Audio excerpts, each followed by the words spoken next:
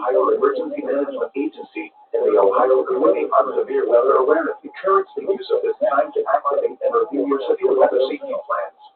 Think about where you would go and what you would do in the event of an actual tornado. Repeating, this has been a test tornado warning for the 2023 Ohio Tornado Drill. This concludes the test. We now resume our normal programming. This has been a test tornado warning message for the 2023 Ohio Tornado Drill on Tuesday, March 21st. The high temperature was 59 at 5:47 p.m.